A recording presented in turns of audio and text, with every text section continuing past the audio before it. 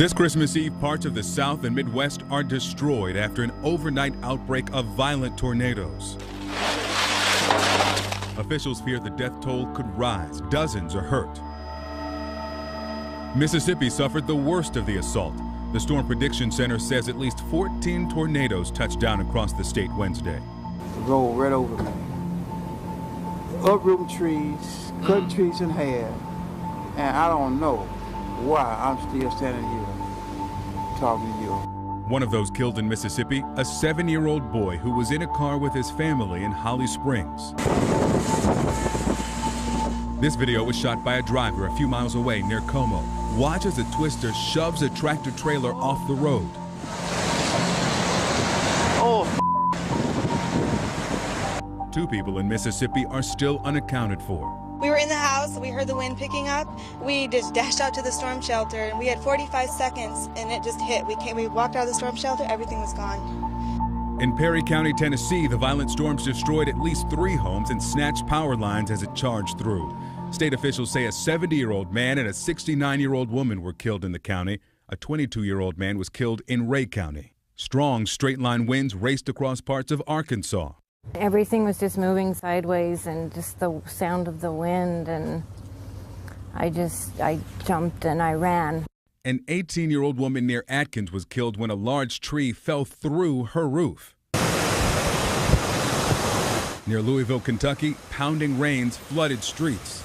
And in southern Illinois, this mobile home was shoved off its foundation. As officials search for the missing and families sift through what's left, some are fighting to stay hopeful. And God's going to show us a good in this somehow, some way. Oh, I can't see it right now, but I will. Good morning. More than a dozen twisters touched down on Wednesday. One of those was a long-track tornado. It was on the ground for more than 150 miles in about 3 hours, cutting a path across Mississippi and parts of Tennessee and right through Holly Springs, damaging at least 10 homes. This one a total loss. The wind has blown out, trees down everywhere up and down Highway 7. You'll notice that. I mean, just huge stands of trees knocked down.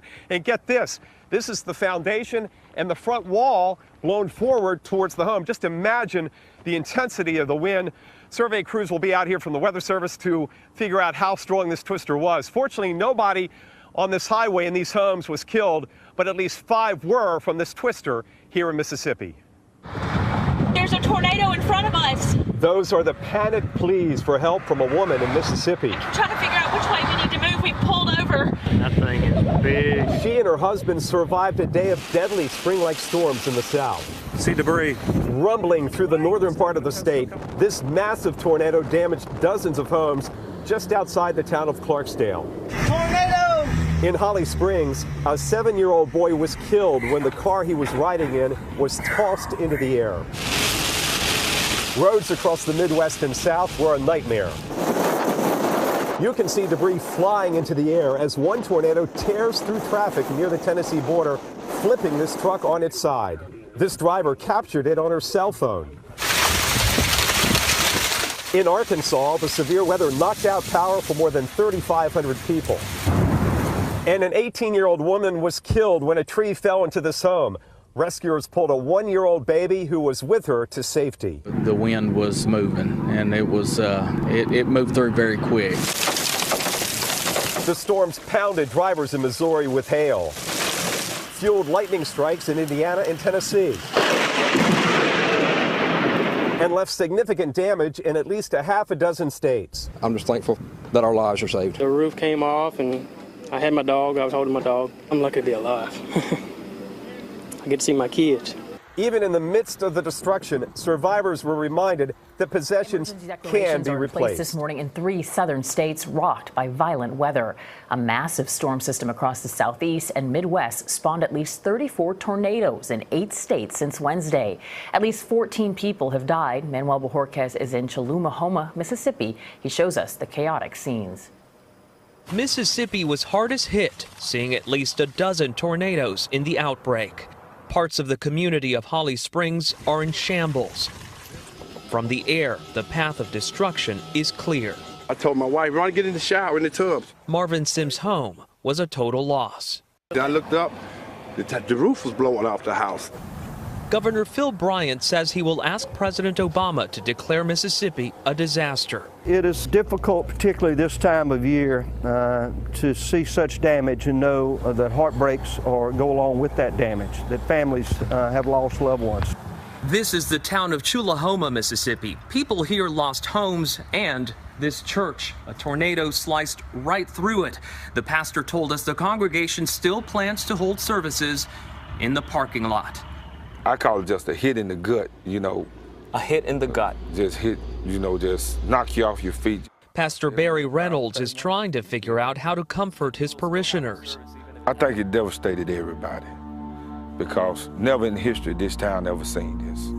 For CBS This Morning, Manuel Bajorga. How scary is that? That is a scene that a lot of people in East Dallas saw last night. A huge tornado. It was at night, so it made it extra dangerous. And of course, it ended up being very strong as well, and it lasted a long time. Unfortunately, 8 people were killed.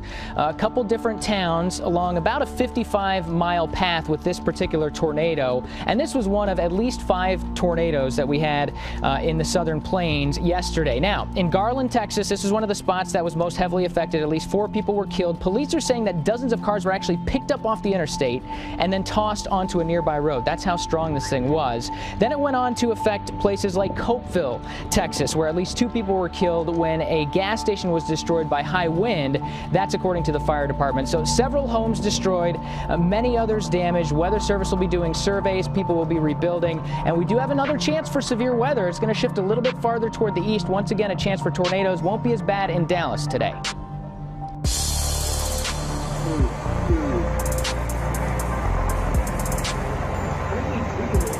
Go to the center of the room before we drive up to the church, a big old building.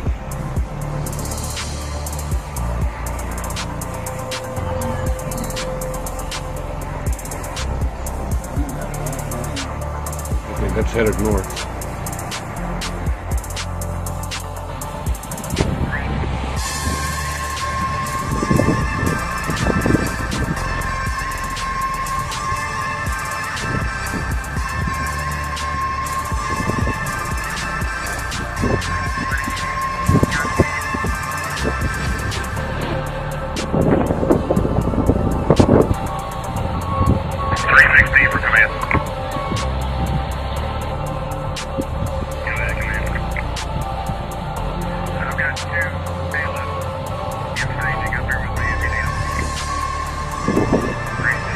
Very scary situation for 2 women in Trussville, Alabama.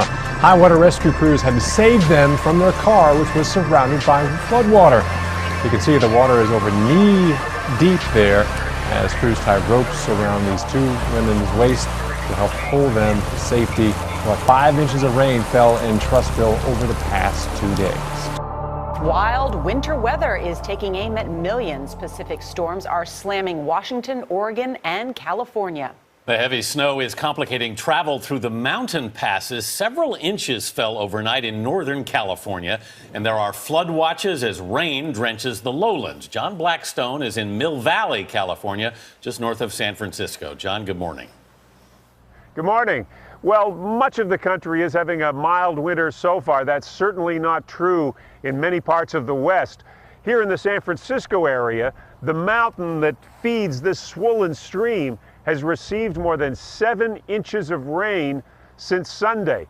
Further north, up in Oregon, the Portland region is having its wettest winter ever. Mountains throughout the West are being pummeled with snow. Certainly, the West, winter is roaring. A powerful storm system making its way across the Northwest is packing a dangerous mix of blinding snow, rain, and violent winds, strong enough to knock down power lines. When you see the conditions, it's bad. Several drivers were left stuck and stranded just southeast of Seattle when portions of Interstate 90 were buried under snow. We went off that first exit, but if we would have known this, we would have turned around and went back. Augie Dugar used his truck to help drivers stuck on the side of the road. You know, if you don't have a guy like me that comes along, you're going to sit there for hours and hours and hours. So if I can help you out, why not? The threat of an avalanche near Snoqualmie forced emergency crews to suspend the search for a skier who disappeared over the weekend. In Oregon, wind gusts of 55 miles an hour toppled trees, crushing cars and crashing into homes. I heard a loud boom, and then the whole house, it was like it was on a little trampoline, like it almost bounced. The winds were strong enough to blow this tractor trailer off the road. More than 35,000 people in the Portland area were without power. Rain is expected to continue here in the San Francisco area on and off through Christmas. And if you don't like wet weather, there's lots of snowy weather up in the mountains. Well, dozens of people in Oregon City have until 5 o'clock tonight to get out of their homes. A landslide is threatening 2 apartment complexes. The Red Cross has already sheltered more than 50 people. KOIN 6's Jennifer Dowling has more on the situation from Oregon City. Jennifer? Hi, Ken. Well, we're at the Forest Edge apartment complex, and it's the lower units down that hill there that need to be evacuated by 5 o'clock today. I'm going to step out of the way so you can see them. And U-Hauls have been moving in and out here, trucks filled with items all morning and afternoon. Now, the timing of this couldn't be worse. While we will be celebrating Christmas at home, many folks here will have to spend it in a shelter. We spotted many today packing up remaining items, some having to leave stuff in their units. And what made this evacuation even more difficult, many of the people who live here are low income and they don't even have cars or trucks to get their stuff out in the first place. Well, with the clock ticking, they had to find Good Samaritans on Christmas Eve to step in to help them. Everybody needs help once in a while. I'm just glad I was actually able to be able to. We got most of our stuff out. We were evacuated a couple of days ago, and me, my wife, my 2 kids are living at my parents' place right now until we can find ourselves a place we can afford, which isn't easy right now. Just hoping to get the last few things that we want to keep and then just leave this place. Now, a bank account has been set up for the evacuated residents. People who want to help can make a donation at the Lewis and Clark Bank in Oregon City. And you can also make donations to the Clackamas Fire Department, Station 1. Local government officials say 4 others have been rescued and another 6 located. 29 people were on duty when the incident happened. A search and rescue operation has been launched with firefighters rushed to the scene, and they're now trying to get the located workers out of the mine. According to the National Earthquake Authority, the shockwave caused by the collapse was equivalent to a magnitude 4.0 earthquake.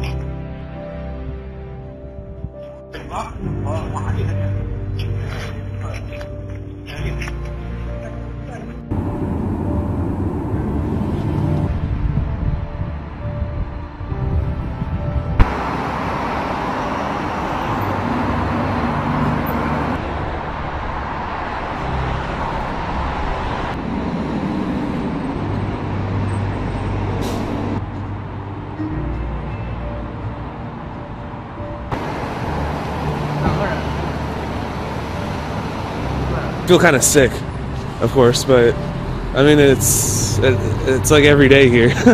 So I mean, I wish they would fix it. I mean, it affects my health. So, you know, like maybe I'm not going to come back to China in the future until, you know, Beijing or the government fixes the pollution. But I mean, in terms of how I celebrate Christmas, like it's not changing much.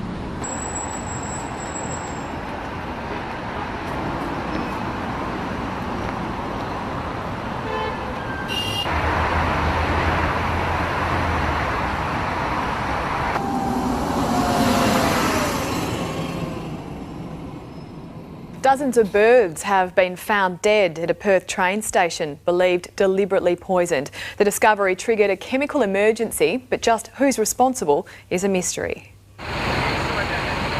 Burswood train station in lockdown following the mystery death of dozens of pigeons. The bodies were found just before 8 last night, authorities taking no risks, wearing full-body hazmat suits as they investigated the deaths. This is just an astonishing act of cruelty of deliberately or recklessly poisoning birds, the likes we haven't seen for some time. Burswood Station was shut down for an hour and a half, authorities making a disturbing discovery, a bucket of contaminated birdseed, but how it got there is a mystery.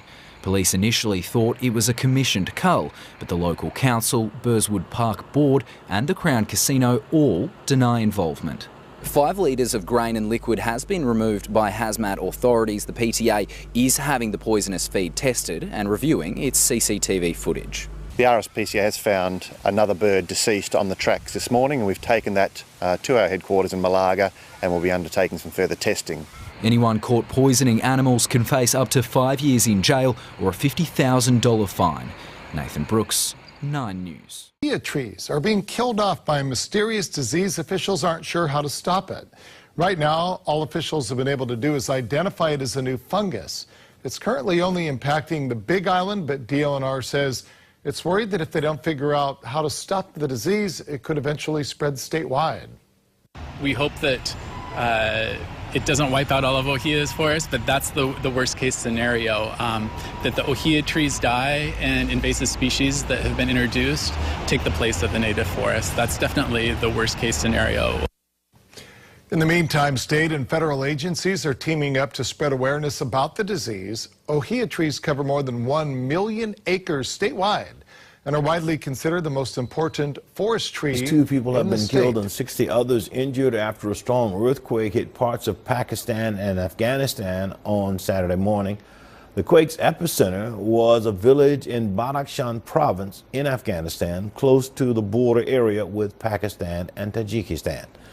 The Pakistan Meteorological Department said the quake was a magnitude 6.9, while the U.S. Geological Survey reported it at 6.2. Pakistan's Urdu TV channel Geo says the city of Peshawar in the Khyber province has reported at least 37 casualties, but there have so far been no reports of damage or casualties in Afghanistan or Tajikistan. Pakistan's National Disaster Management Authority has warned of possible aftershocks in the coming days. Southern part of South America, driving more than 150,000 people from their homes and spending Christmas looking for higher ground. In the city of Concordia in northeast Argentina, it's being called the worst flooding in a half-century as non-stop overnight rains forced the Uruguay River to flood its banks. Thousands forced to evacuate. The water level was really high inside my house. I went to check it out and found as much as 20 or 30 centimeters. The nearby Salto Grande Dam was nearing capacity as it tried to contain more floodwaters. Above all, the priority today is related to getting control of the situation, helping the 6,000 evacuees and particularly containing situations like that in Concordia, which is more affected by the flooding. And a state of emergency in neighboring Paraguay as water nearly covered buildings. Evacuees crammed into shacks not yet engulfed by water. They tried to support each other as best they could. We've already run from the water 4 times. Now we don't know where we'll go.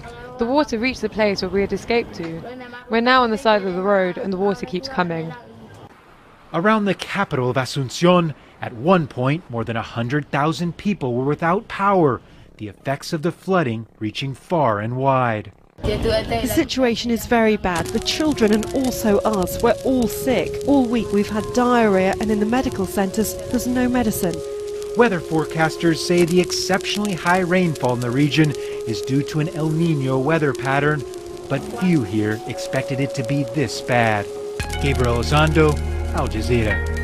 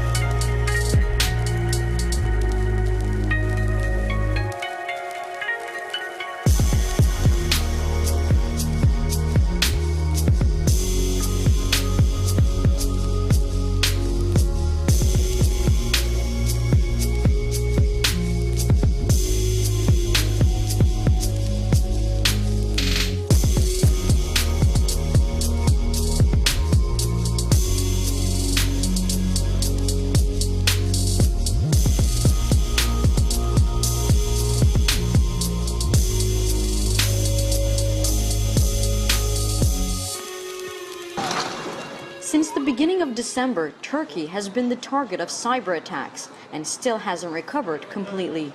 Though it hasn't been confirmed, earlier the hacking collective Anonymous accused the Turkish government of supporting Islamic State and made the following warning. Dear government of Turkey, if you don't stop supporting ISIS, we will continue attacking your internet, your root DNS, your banks, and take your government sites down. The video has since been removed from the group's YouTube channel. For days, people had difficulties accessing websites with a domain ending with TR. This meant schools, local businesses, government institutions, the Turkish military, and especially banks, which affected thousands of online banking users. The Turkish government reassured citizens the attack was under control. We have taken the necessary precautions against this attack. Thanks to the efforts so far, the effects have been minimized and normalized for the most part. However, some cybersecurity experts believe more needs to be done to prevent larger threats. There is a significant need for coordination between private and public institutions, and aside from increasing its technical capacity, Turkey needs a multidisciplinary approach that integrates psychological warfare, IT security, terrorism, international relations, and unorthodox struggles. For now, the effects have been limited.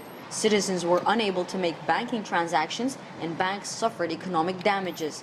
Yet, if as promised by Anonymous, Turkish military assets and airports are targeted in the next round of potential attacks, it could mean a threat to Turkey's national security with much more serious consequences.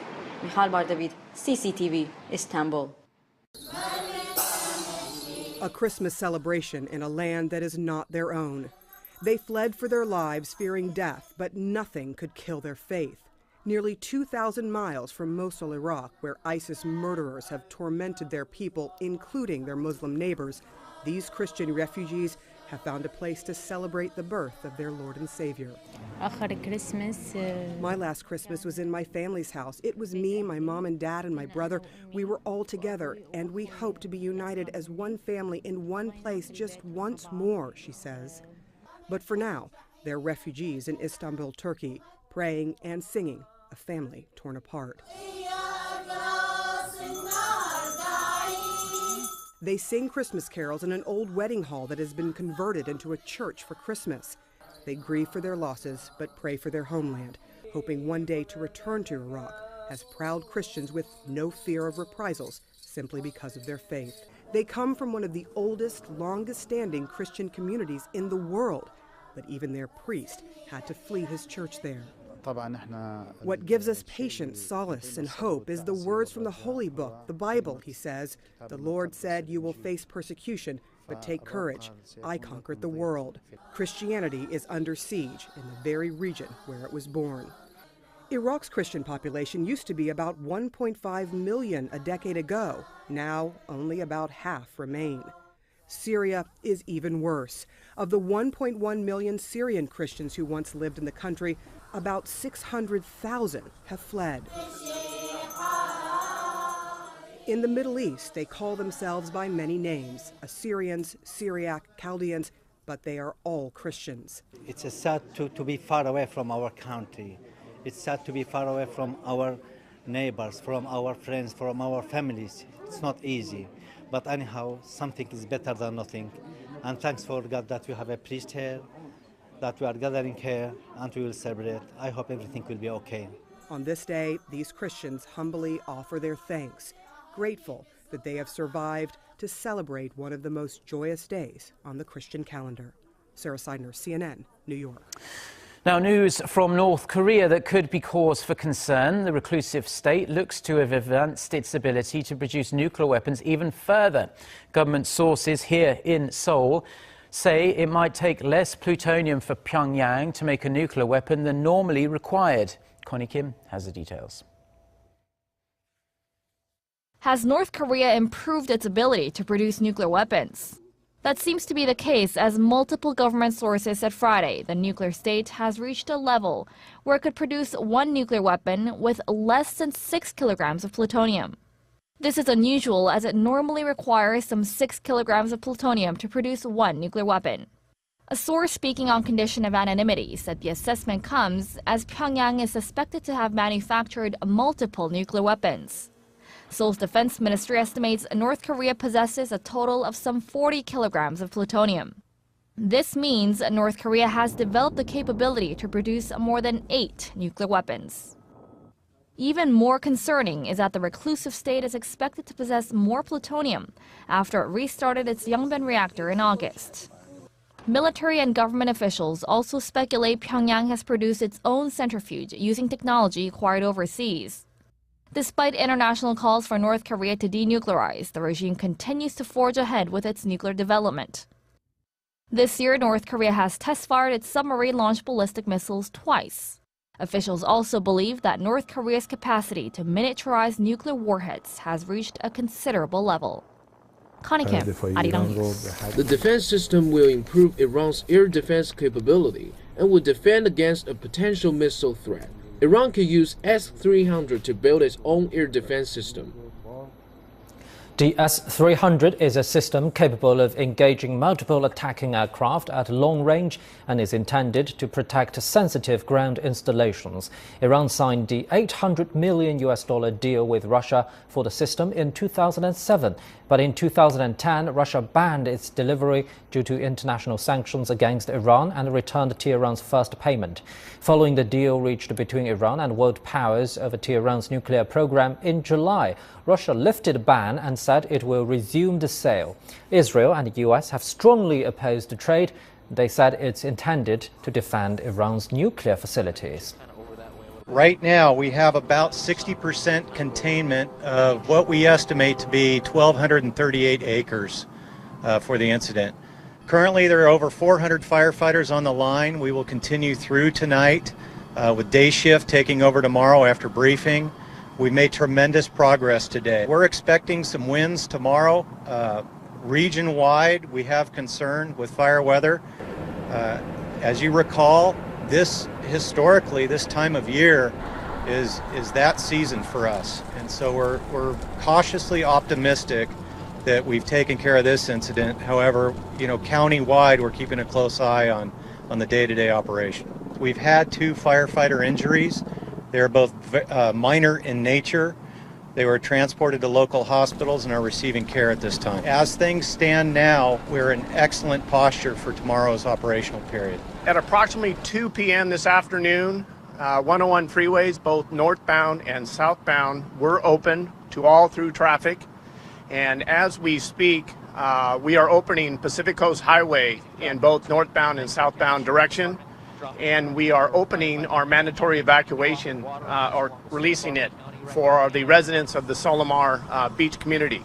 Our only mandatory closure is the Emma Wood State Park campground that is being handled by the Fire and Unified Command with fire, and in regards to mop-up and any hot spots or smoke issues that we have. Early this afternoon, the Ventura County Fire Department arson investigation team was out at the scene and discovered that a downed power line was the cause for this incident. And we could surmise that the winds certainly had something to do with that, but that is our primary cause at this time.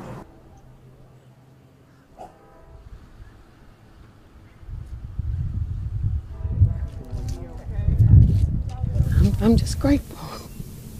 I'm just grateful to even be alive this morning. It's just history repeating itself. Waking up saying this.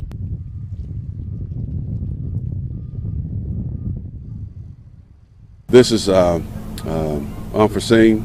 No expectations. We thought that this would happen in this area, and especially on Christmas.